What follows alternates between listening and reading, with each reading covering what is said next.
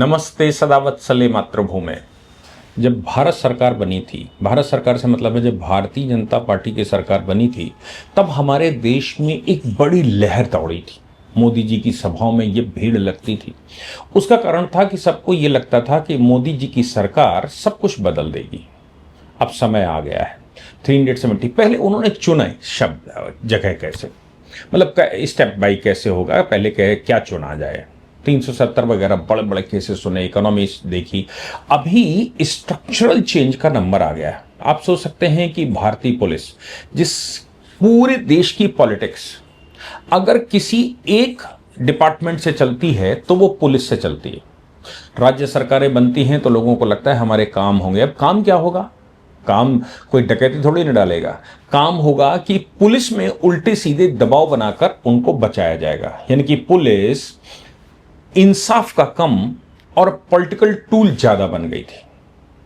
क्या आपको लगता है कि सरकार पूरा स्ट्रक्चरल चेंज करके पॉलिटिकल एम्बिशन से ही बाहर कर देगी पुलिस को? पुलिस को पूरे पॉलिटिकल सिस्टम से बाहर कर देगी। अगर पुलिस को पूरे पॉलिटिकल सिस्टम से बाहर कर दिया तो वो भी सुप्रीम कोर्ट की तरह कुछ भी स्थिति में आ जाएंगे। वो भी कहेंगे हम सॉवरेन फंक्शन इस्तेमाल करते हैं, हम सॉवरेन हैं, आप हम पर दबाव नहीं बना सकते। ये भी हो सकता है। लेकिन पुलिस में स्ट्रक्चरल चेंज के लिए भारत सरकार ने सुप्रीम कोर्ट में अपनी बात कही है। सुप्रीम कोर्ट ने वो स्ट्रक्चरल चेंज क्या है इस विषय पर वार्ता की। आपको एक प्रकाश सिंह का जजमेंट याद होगा। प्रकाश सिंह का जजमेंट ऑनरेबल सुप्रीम कोर्ट ने कहा था कि भाई ये स्ट्रक्चरल चेंज की आवश्यकता है।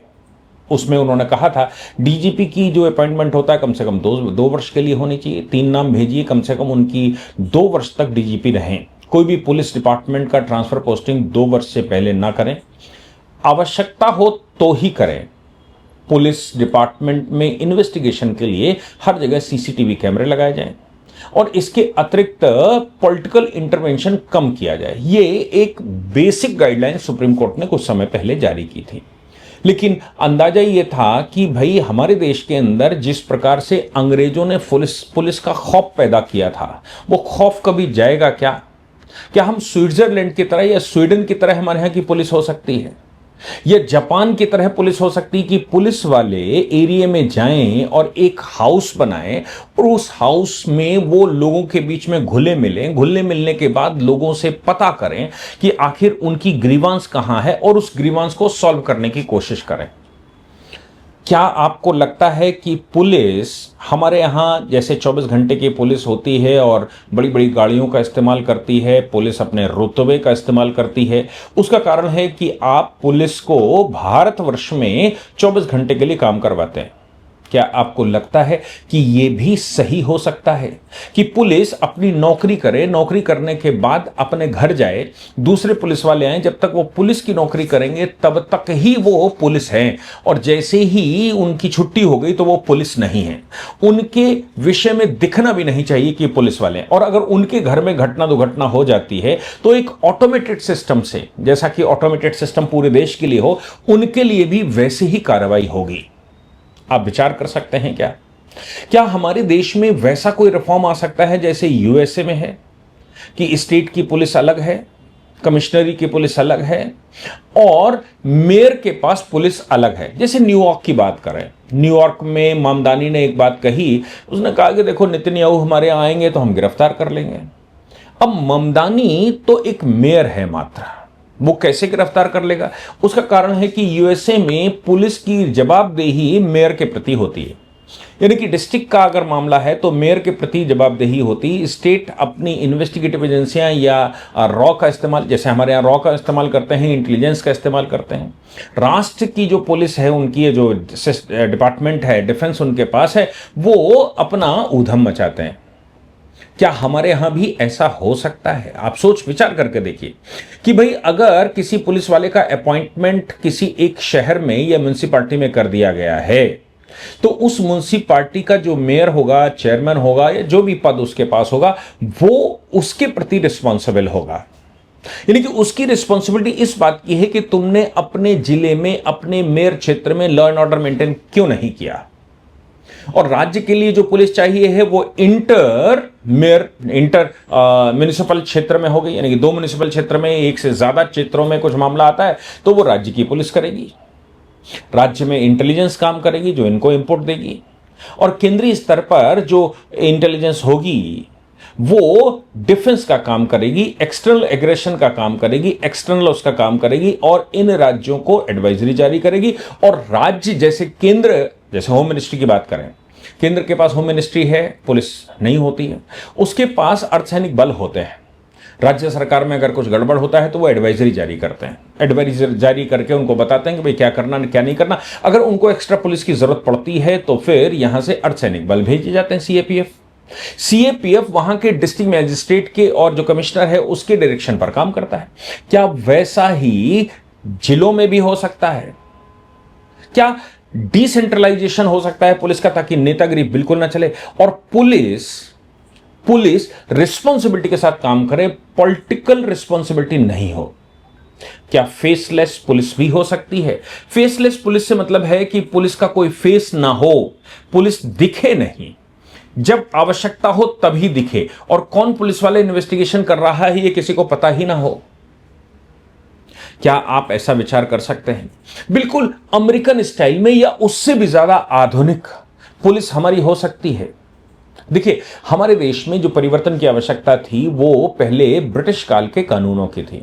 भारत सरकार ने बहुत बड़ी तादाद में जो डिफंक्टेड कानून थे उनको उड़ा दिया, बहुत सारे कानूनों में संशोधन करके लगातार उनका परिवर्तन कर रही है। उसी में हमने 3 क्रिमिनल लॉज भी पढ़े थे, लेकिन पुलिस एक्ट 1861 वाला ही था। अब पुलिस एक्ट का अपना इतिहास है। इतिहास क्या है कि पुलिस भारत में कभी थी नहीं, पुलिस को भारत में आवश्यकता ही नहीं थी, क्योंकि हम सैद्धांतिक आधारों पर, हम शिक्षा पर ज्यादा जोर देते थे।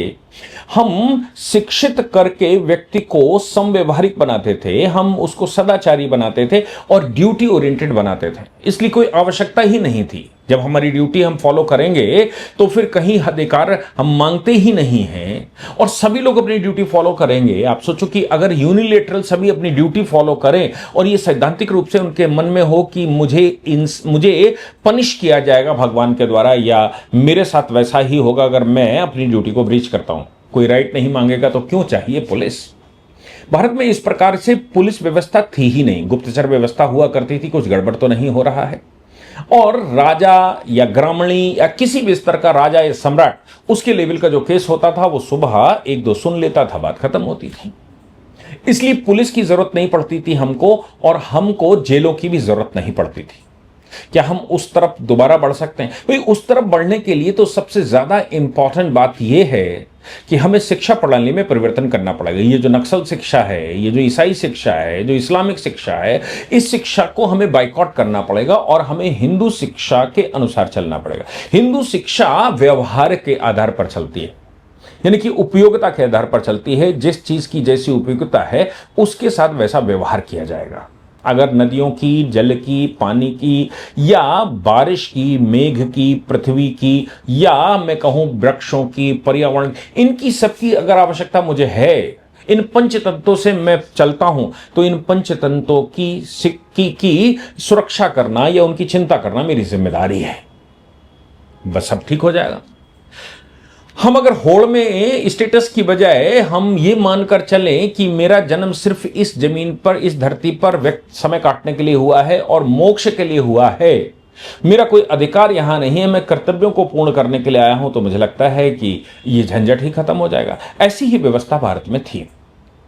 लेकिन इन गुरुकुलों को तोड़कर, मैकाले सिस्टम जब आया तो गुरुकुलों को तोड़ा गया। गुरुकुलों को तोड़ने पर अफरा तफरी जब मची, तो उस अफरा तफरी के बाद, अफरा तफरी में अगर कोई एक्ट करेगा तो उसको क्राइम कहा जाएगा। पाप की जगह क्राइम ने ले ली थी, और क्राइम का मतलब होता है कि राज्य तय करेगा क्या क्राइम है, क्या क्राइम नहीं है। पाप धर्म तय करता था, और पाप ही हम नहीं करते थे, क्राइम तो बहुत दूर की बात है। हम पाप से डरते थे, पाप का पश्चाताप करते थे हम, तो फिर क्राइम का तो मतलब ही नहीं होता। पाप का मतलब है कि सम्मान ना करना, ये जो मेरी ड्यूटीज हैं वो ड्यूटी हमने अगर कहीं किसी तरह से भी हमने अपनी ड्यूटी वायलेट की है तो फिर मैं पाप का भागीदारी हूं और मुझे या तो प्रायश्चित करना पड़ेगा, अन्यथा मेरा प्रारब्ध लिखा जाएगा, मैं मोक्ष प्राप्त नहीं कर सकता। ये थ्योरी के तहत होता था। अंग्रेजों ने जब इसको तोड़ा तो तोड़ने के बाद हिंदू समाज जब इधर उधर बिखरा तो बिखरने के बाद वर्ण व्यवस्था जाति व्यवस्था में बदली, जाति व्यवस्था छुआछूत व्यवस्था में बदली, छुआछूत व्यवस्था जन्म सिद्ध जाति में बदली और एक बड़ी समस्या देश में खड़ी हो गई। क्राइम होना स्वाभाविक था, लेकिन अंग्रेजों ने यह सोचा कि अब ये जब हो रहा है तो उसने क्राइम की परिभाषा इंडियन पिनल कोड में दी और उसके साथ इसको कौन इन्वेस्टिगेट करेगा या कौन कंट्रोल करेगा। जब ये समाज बिगड़ेगा, अंग्रेजों के खिलाफ खड़ा होगा, हम व्यवस्था बदलेंगे, तो कौन करेगा। इसके लिए उसने पुलिस एक्ट भी 1861 में बनाया, जो हमने बाद में 1961 भी उसको कहा।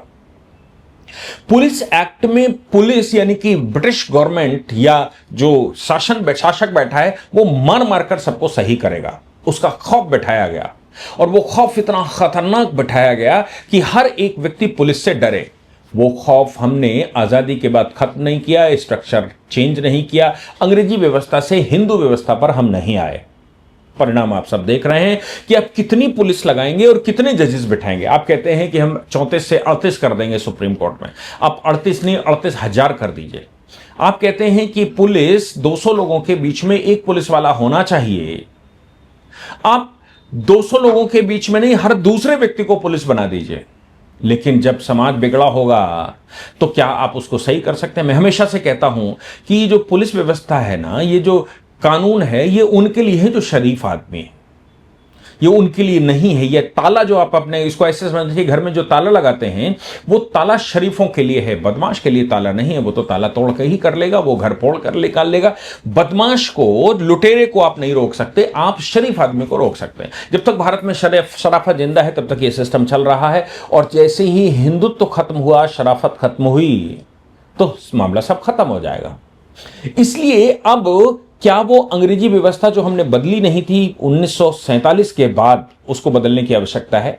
नेहरू जी तो प्रॉक्सी हुआ करते थे, मतलब भारत सरकार उस समय की प्रॉक्सी सरकार हुआ करती थी। और प्रॉक्सी सरकार से क्या कहना, पर सुप्रीम कोर्ट लगातार, अभी देखो सुप्रीम कोर्ट के विषय में मत कहिए कि वो क्या कर रहे हैं, उनकी भी स्ट्रक्चरल रिफॉर्म होगा। एनजेएसी सरकार ने उस समय करने की कोशिश की थी, लेकिन एनजेएसी जो उन्होंने करने की कोशिश की थी वो एकदम सीधा ब्लंट प्रहार था जो उन्होंने उड़ा दिया। पर अभी जब स्ट्रक्चरल चेंज की बात की जा रही है तो स्ट्रक्चर कैसे चेंज होता है ये समझिए। मैं वो नहीं कह रहा हूं कि जुडिशरी ने जजमेंट कर लिया कि हम बड़े हैं कि तुम छोटे हो, वो भी सही होगा। मैंने उसके ऊपर एक पूरा लेक्चर रिकॉर्ड किया कि जुडिशरी ने जब अपने आप को ब्राह्मण घोषित किया तो वो कैसे समाज के ऊपर और देश के ऊपर अपने आप को सुपीरियर बता रहे हैं।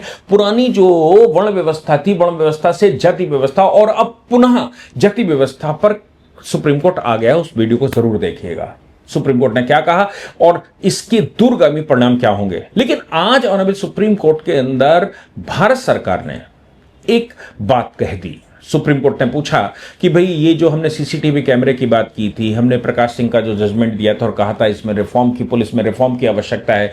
पुलिस अब सबसे बड़ी समस्या देश में बन गई है, वो समस्या का समाधान कम और भ्रष्टाचार का अड्डा ज्यादा बड़ा बन गया है।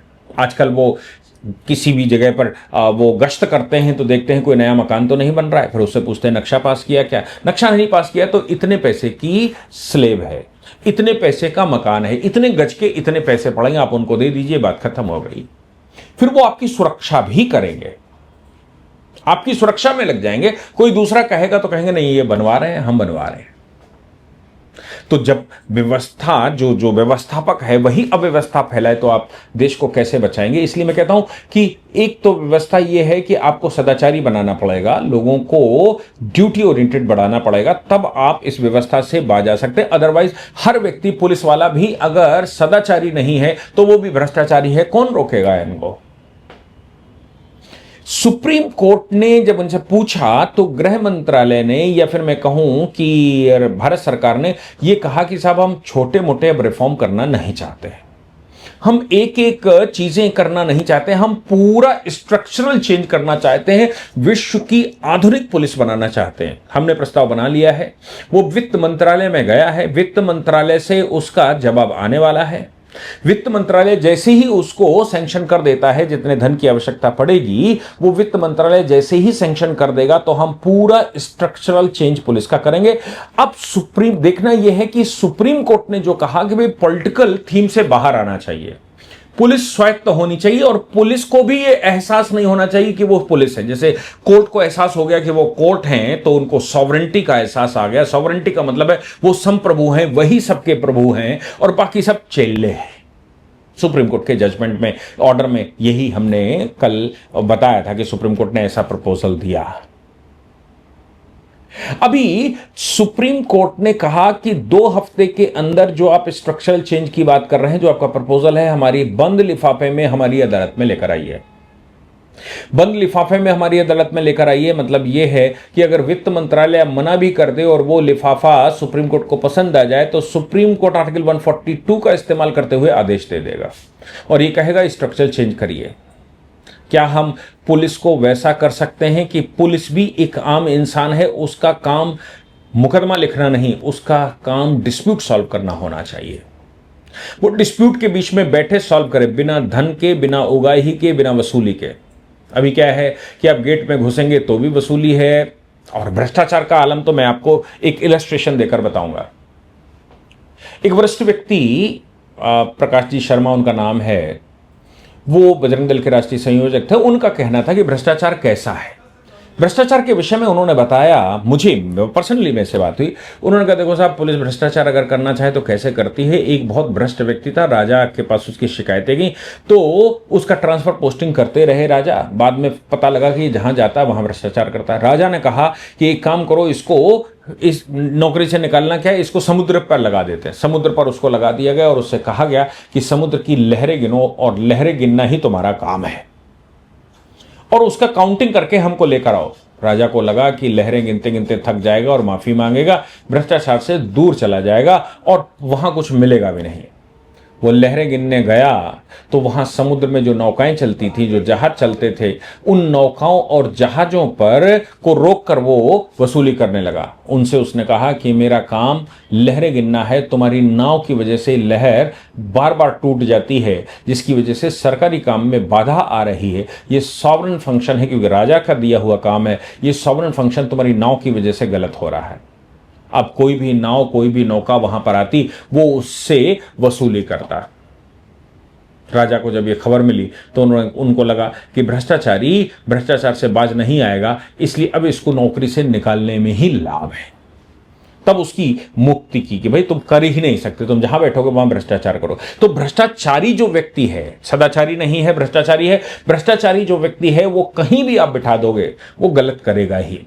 लेकिन जब स्ट्रक्चरल रिफॉर्म की बात हम कर रहे हैं, तो क्या पुलिस की जो एक इमेज बनी हुई है सुपर कॉप की, उसकी सुविधाएं वापस लेंगे कि जितनी देर वो पुलिस स्टेशन में नौकरी करेगा उतनी देर ही वो पुलिस है, उसके बाद वो अपने घर जाएगा, चाहे 8 घंटे के लिए जाए, 8 घंटे वो पुलिस नहीं है, और किसी को पता भी नहीं होना चाहिए कि वो पुलिस है।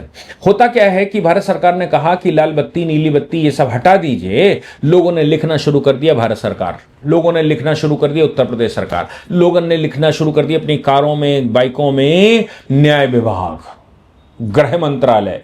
आप सोच लीजिए कि ये भ्रष्टाचार का आलम है कि वो रसूख पैदा करने के लिए, समाज में दबाव बनाने के लिए उस पर भारत सरकार लिखकर भेजता है, क्योंकि भारत सरकार का नौकर है। भारत सरकार का नौकर का मतलब भारत का नौकर है, भारत का नौकर का मतलब भारत की जनता का नौकर है, हम भारत के लोगों का नौकर है, लेकिन वो लिखता भारत सरकार है। उसको सॉवरेंटी दिखाने में मजा आती है। क्या कारों से इसको हटाया जाएगा? क्या वो जो स्टिकर लगे होते हैं वो स्टिकर कारों से हटाए जाएंगे? या फिर पुलिस को रिस्पॉन्सिबल बनाया जाएगा? अभी पुलिस रिस्पॉन्सिबल नहीं, रिस्पॉन्सिबल सरकार होती, कुछ भी होता सरकार से जवाब मांगा जाता है। क्या पुलिस से जवाब मांगना शुरू करेंगे? कोर्ट के प्रति रिस्पॉन्सिबिलिटी हो, क्राइम के प्रति रिस्पॉन्सिबिलिटी हो, और वहां जहां उसकी तैनाती हो उसे एक पार्टिकुलर क्षेत्र में क्राइम नहीं हो, ये उसकी रिस्पॉन्सिबिलिटी हो, और पॉलिटिकल इंटरवेंशन शून्य हो। लेकिन उसको ये एहसास भी ना हो कि वो पुलिस है, सुपर कॉप है, और उसको जब तक खौफ पैदा नहीं करेगा क्षेत्र में, तब तक वो कुछ नहीं कर सकता, तब तक वो वहां काम नहीं कर सकता।